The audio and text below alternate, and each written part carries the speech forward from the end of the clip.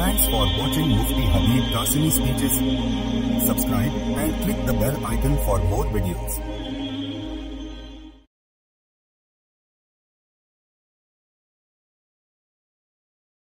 الحمد لوليه والصلاة لوليه فقد قال الله تبارك وتعالى فيه رجال يحبون أن يطهروا والله يحب المطهرين সেখানে এমন লোকজন রয়েছে যারা অধিক পবিত্রতা হওয়াকে পছন্দ করে আর আল্লাহ তাআলা অধিক পবিত্রতা অর্জনকারীদেরকে ভালোবাসেন সূরা তাওবার মধ্যে 108 নম্বর আয়াত। সম্মানিত সুধীবৃন্দ, ইন্নাল্লাহা ইউহিব্বুত তাওয়াবিন ওয়া ইউহিব্বুল মুত্তাহিরিন, অতিরিক্ত তওবাকারীকে আল্লাহ পছন্দ করেন এবং অতিরিক্ত পরিচ্ছন্নতা পবিত্রতা আল্লাহ তাআলা সর্বাগ্রে পছন্দ করেন। আজকে বিষয়বস্তু হচ্ছে যত বেশি পরিচ্ছন্ন হবে তত বেশি আকারাব ইলাল তুহুর হবে, আকারাব খুব নিকটবর্তী হবে পাক হওয়ার। তো সেই জন্যে প্রথম বিষয় হচ্ছে হারাম পয়সা দিয়ে যদি কেউ কুয়ো তৈরি করে দেয় সেই কুয়োর পানিটা কি পাক হবে? হারাম পয়সা দিয়ে কুয়ো তৈরি করে দিলে সেই কুয়ো যে পানি মানে এসে জমা হবে সেটা পানিটা নাপাক হবে না, কিন্তু যে হারাম পয়সা দিয়ে কুয়ো তৈরি করে দেবে সমাজের জন্য হোক, মাদ্রাসার জন্য হোক, মসজিদের জন্য হোক, তাহলে সেই তৈরি করে দেনেওয়ালা যে খরচা করেছে সেই হারাম পয়সা দেওয়ার জন্য সে নিশ্চয়ই গুনাহগার হবে। আর একটা বিষয় হচ্ছে গরু মোষ এগুলো যখন জাবর কাটে, আমরা গৃহপালিত জন্তুদের যারা লালন পালন করে থাকি তারা আমরা ওই খেতে দিই গরুকে মোষকে, তখন তো তারা জাবর কাটতে থাকে, জাবর কাটার সময় মুখ দিয়ে লালা পড়তে থাকে। তো সেই লালাটার বিষয়ে প্রশ্ন হচ্ছে বস, তো সেই লালাটা পাক হবে নাকি না পাক হবে? তো এই বিষয়ে দুররে মুখতারের মধ্যে এসছে ওয়াদাহিরুহু আল মাইল ইলা আয়তা ইজরাতে ওয়া হুকমু হাদাল কাই আখদান মিনাত তালিল।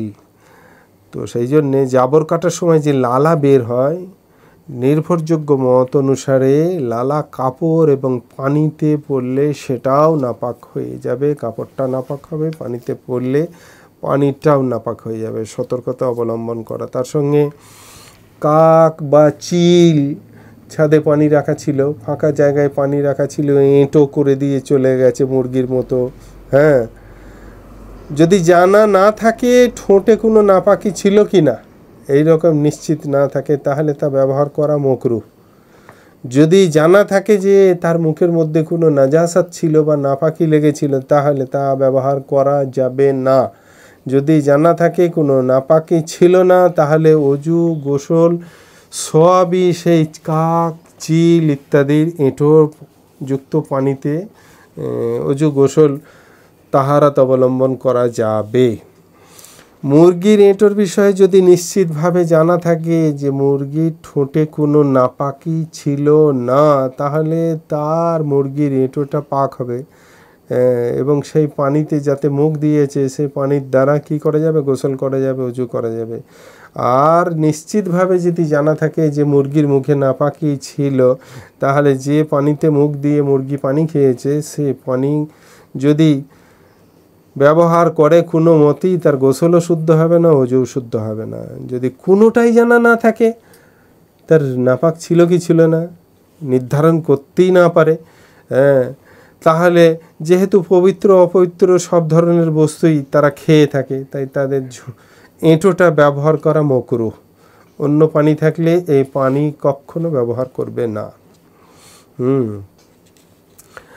হাতির দাঁত, এই বিষয়ে ওয়াজমুহু তাহিরুন ওয়া ইয়াজুজু বাইউহু ওয়াল ইনতিফাউ বিহি, হালাবিয়ে কবিরের মধ্যে এসেছে যে হাতির দাঁত পবিত্র জিনিস, সেই জন্য কোনো কাজে ব্যবহার করা বা কিনা বা বিক্রি করা সব জায়েজ। আর যদি বিড়াল মুখ দেয় কোনো খাবারে কি পানিতে, তো তার এঁটো খাওয়াটা মাকরুহ, না খাওয়াটা ভালো। আল হিররাতু ইযা আকালাত বা'দু তুআম কারিহা লিররাজুলি আন ইয়াকুল আল বাকি। আল মুহিত, দুরুল মুখতার ইত্যাদির মধ্যে এসেছে যে সেই জন্যে সেটাকে কি করা, না খাওয়াটা অবশ্যই ভালো বিড়ালের এঁটো। আর বন বিড়ালের এঁটো ইদাল ওয়াহশি সুরুহা নাজিসুন। বন বিড়ালের এঁটোটা নাপাক, কোনো পানিতে যদি সে মুখ দিয়ে পানি খেয়ে থাকে তাহলে তার দ্বারা অজু গোসল কিচ্ছু হবে না। আর যদি ঘরে পোষা বিড়াল হয় সেই বিষয়ে তো এই ঘরে পোষা বিড়াল কিন্তু এর এঁটো নাপাক নয়, অপবিত্রও নয়। তবে মকরুহ, অন্য পানি থাকলে এই পানি দিয়ে অজু করবে না। যদিও ঘরোয়া বিড়াল, বাড়িতে তাকে খেতে দেওয়া হয়, পানীয় দেওয়া হয়, সব কিছুই সে সুনিয়ন্ত্রিত, তবুও তার এঁটো না খাওয়া বেশি ভালো। তবে কেউ করে ফেললে অজু হয়ে যাবে। ইঁদুর খেয়ে সাথে সাথে পানিতে মুখ দিলে পানিটা কিন্তু নাপাক হয়ে যাবে। গৃহপালিত মানে ঘরের মধ্যেই চড়ে বেড়ায়, ঘুরে বেড়ায়, ঘরের লোকেরাই তাকে খেতে দেয়, পানি দেয়, পানাহারের সব ব্যবস্থা করে। কিন্তু কোনো সময় যদি ঘরের মধ্যে ইঁদুর চড়ে বেড়াচ্ছে দেখে ভ্রাম করে গিয়ে লাফিয়ে পড়ে ইঁদুরটা ধরে খেয়ে থাকে, তো মুখের মধ্যে লেগে থাকা রক্ত মাংস কিছু যদি থেকে থাকে, তো সেই ঘরোয়া বিড়ালের এঁটোটাও কিন্তু কী হবে, পানি অপবিত্র হয়ে যাবে। আর যদি ইঁদুর খাওয়া অবস্থায় না হয়, এমনি সাধারণ অবস্থায় হলে, বিড়াল ঘরের বিড়াল হলে মুখ দিলে পানিতেও নাপাক হবে না, সব কিছুতেই ব্যবহার করা যাবে। আর বাচ্চা ছেলের বমি, ছোট ছেলে যদি বমি করে, যে ছেলে দুধ খায়, যে ছেলে দুধ খেয়ে থাকে, মুখ ভর্তি করে বমি করলে সে বমিটা নাপাক হবে। কাপড়ে লাগলে অবশ্যই সেই কাপড়টাকে ধুতে হবে। ওহুয়া নাজিসুন মুগাল্লাতুন। আর মানুষের চামড়া, হাড্ডি বা হাড়, দাঁত, এগুলোর বিষয়ে, এগুলো সব মানুষের চামড়া অপবিত্র, পানিতে পড়লে পানি অপবিত্র হয়ে যাবে। তবে হাড্ডি, দাঁত, নখ, চুল ইত্যাদি, যাতে প্রাণের স্পন্দন নেই, যেমন চুল যদি, মাথার চুল যদি কাটা হয় কাঁচি করে কষ্ট পায় না, কেউ যদি ব্লেডে করে নখ কাটে যেমন কষ্ট পায় না, এরকমভাবে এই সমস্ত জিনিস যার মধ্যে প্রাণের ছোঁয়া নেই, স্পন্দন পাওয়া যায় না, যেগুলো কাটলে কষ্ট হয় না, এগুলো তা অপবিত্র নয়। পানিতে পড়লে পানি অপবিত্র হবে না, কিন্তু মানুষের চামড়া নাপাক, বুঝে এসেছে, আজমতের কারণে নাপাক। আর কি বলে খিনজির বা শুকর, সেটা হচ্ছে নাজিসুল আইন একেবারে। সেই জন্যে এই দুটো চামড়া কোনোভাবে দাবাগাত দিলেও পাক হবে না। আর মরা কোনো চতুষ্পদ জন্তুর হাড্ডি, দাঁত, খুর, চুল, এগুলোর সম্বন্ধে যার মধ্যে প্রাণের স্পন্দন নেই, এগুলো সব পবিত্র, পানিতে পড়লে পানি অপবিত্র হবে না। এসবের সাথে গোস্ত, চর্বি বা রক্ত যদি লেগে থাকে তাহলে পানি অপবিত্র হয়ে যাবে। অনেক সময় বাড়ির মধ্যে নিজেদের বাচ্চাদের বা বড় মানুষেরও দেখা যায় ঘুমন্ত অবস্থায় মুখ দিয়ে লালা পড়ে, ঘুমিয়ে গেলে মুখ দিয়ে লালা গড়িয়ে পড়ে। তো ওই ঘুমন্ত ব্যক্তির মুখ দিয়ে যে লালা গড়িয়ে পড়ে, লুআবুন নাইমি তাহিরুন, ঘুমন্ত ব্যক্তির মুখের লালাটা হচ্ছে পবিত্র। কামা ফামুন নাইমি ফাইন্নাহু তাহিরুন মুতলাকান বিহি ইউফতা। আর মরা মানুষের মুখের লালা, এটা কিন্তু অপবিত্র। বেখিলাফি মা ফামিল মাইয়িতি ফাইন্নাহু নাজিস, দুরুল মুখতারের মধ্যে এসেছে যে মরা মানুষের মুখের ভেতরকার ওই যখন কাপড় দিয়ে কি করে, মুখের ভেতর হাতে কাপড় জড়িয়ে মুখের ভেতরটা কাপড়টা ভিজিয়ে নিয়ে মুখের ভেতরটা পৌঁছে, তো সেই কাপড় কিন্তু যে লালাটা বা মুখের ভেতরকার যে রস পানি যাই হোক যেটাই বেরিয়ে আসুক সেই কাপড়ের সঙ্গে, সেটা কিন্তু না পাক। হ্যাঁ, এমনকি বাড়ির মধ্যে যদি বাচ্চা ছেলে থাকে, সে যদি হিসি করে দেয়, প্রস্রাব করে দেয়, তাহলে কী হবে? হ্যাঁ, ছোটো ছেলেরা বিছানায় প্রস্রাব করে ফেলে, কোলে প্রস্রাব করে ফেলে, বড়দের পেশাবের মতো যারা দুধ খায় এরকম বাচ্চাদের পেশাবও একইভাবে অপবিত্র। তবে ধোয়ার ক্ষেত্রে হাদিসা কিছুটা তাখফিফ দেওয়া হয়েছে, ছাড় খানিকটা রাখা হয়েছে। বড়দের পেশাব তো খুব ভালোভাবে নিচড়ে ধোয়া জরুরি, কিন্তু যারা দুধ খাওয়া বাচ্চার বেলায় কিন্তু একটু পানি ঢেলে দিলেই হবে।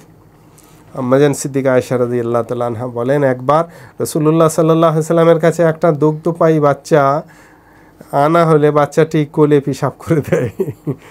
আল্লাহ নবী সাল্লাল্লাহু আলাইহি সাল্লাম পানি আনান এবং পেশাবের জায়গায় পানিটা ঢেলে দেন। হ্যাঁ, বাচ্চা ছেলেদের পেশাবের ওপর আল্লাহ নবী সাল্লাল্লাহু আলাইহি সাল্লাম রুখসত দিয়েছেন, একটু পানি দিয়ে দিলেই হয়ে যাবে, কিন্তু বড়দের বিষয়ে তো সেই রুখসতের জায়গাটা নেই। আর তার সঙ্গে যদি তরকারির মধ্যে ইঁদুরের পায়খানা পড়লে যদি গলে না যায় তাহলে তা ফেলে দিয়ে তরকারি খাওয়া যাবে, আর যদি গলে যায় তবে তার স্বাদ, গন্ধ, রং কোনোটাই প্রকাশ পায়নি তাহলেও খাওয়া যাবে। আর কোনোটা যদি প্রকাশ পেয়ে যায়, হ্যাঁ, মলের গন্ধ এসে যায়, কি রং পাল্টে যায়, কি এরকম যদি পরিস্থিতি হয়ে যায়, তাহলে সে তরকারি ফেলে দিতে হবে। ইঁদুরের পায়খানা পড়লে সঙ্গে সঙ্গে যদি পড়েছে বা দেখেছে তরকারিটাও শুকনো ছিল আর তার উপরে চচ্চড়ি কিছু জাতীয় শুকনো ড্রাই তরকারি ছিল, তো তার উপরে ইঁদুরের পায়খানা আছে, তাহলে তো সেই গলবার অবকাশ নেই, সেই উপরে সামান্যতম তরকারি মলের সঙ্গে যেটা লেগে আছে সেটা ফেলে দিলে বাকিটা খেতে পারবে। আর যদি সচরাচর খুব বেশি যেটা দেখা যায়, হ্যাঁ, যে গোডাউনের মধ্যে গম থাকে, ধান থাকে, কি হারে যে ইঁদুর হয়, হ্যাঁ, যারা গোডাউনে সেটা দেখেছে তারাই বুঝতে পারবে। তো গম পেশার সময় গমের সাথে ইঁদুরের পায়খানা মিশে গেলে আটা অপবিত্র হবে না। হ্যাঁ, পরিমাণে যদি এত বেশি হয় যে আটা তার স্বাদ, গন্ধ, রং বোঝা যায়, তাহলে অপবিত্র হয়ে যাবে। হ্যাঁ, কিছু ইঁদুরের বিষ্ঠা যদি গমের সঙ্গে চলে যায় মেশিনের মধ্যে, এখন তো আর সেই মেয়ে ছেলেদের মধ্যে প্রবণতা নেই ভালো করে ধুয়ে রোদে শুকিয়ে তারপরে কোটাতে পাঠাবে, ওই কিনি সঙ্গে সঙ্গে ওখান থেকে মেশিনে ফেলে দিলে, মেশিনে ফেলে আটাটা বের করে নিয়ে চলে এলো। ওই 2-4টে কিছু কেদংশ যদি ইঁদুরের মল থেকে থাকে তাহলে সেই আটার রুটি করে খাওয়া যাবে, অসুবিধা নেই। হ্যাঁ, কিন্তু সেই ঝাঁট দিয়া এত বেশি মল ছিল ইঁদুরের যে সে তার আটার রং পাল্টে গেছে বা গন্ধ এসে গেছে, এরকম যদি পরিস্থিতি হয় তাহলে ফেলে দিতে হবে আটাটা, সেটাকে খাওয়া যাবে না। আর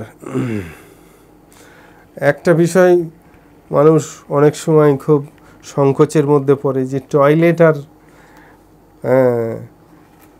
কুয়োর মধ্যে কতটা ব্যবধান থাকা দরকার। টয়লেটের ট্যাঙ্কি এবং কূপের মধ্যে এতটুকু ব্যবধান থাকতে হবে যেন কূপের পানিতে ময়লার গন্ধ বা রং প্রকাশ না পায়। যদি প্রকাশ পায় তাহলে পানি অপবিত্র বলে গণ্য হবে, না হয় সে পানিটা কুয়োর পবিত্র বলে মানতে হবে। কোনো ফকি ব্যবধানের পরিমাণ 5 হাত বলেছেন, তবে এটা কোনো চূড়ান্ত সিদ্ধান্ত নয়। ট্যাঙ্কি অনেক সময় এখন তো খুব সেফটি ট্যাঙ্কি হয়ে গেছে, সব থেকে মজবুত করে এবং খুব সেফটিভাবে ট্যাঙ্কি তৈরি করা হয়। ময়লার গন্ধ বা রং প্রকাশ পাওয়া না পাওয়াটাই হচ্ছে আসল কথা। যদি মল ট্যাঙ্কের গন্ধ বা রং এইরকম পরিবর্তন যদি না হয়ে থাকে তাহলে কুয়োর পানি খেতে ব্যবহার করতে, গোসল অজুতে ব্যবহার করতে কোনো অসুবিধা নেই। আর এখন বর্তমান সময়ে মোটর পাম্পের হুকুমও ওই আপনার কুয়োর মতোই।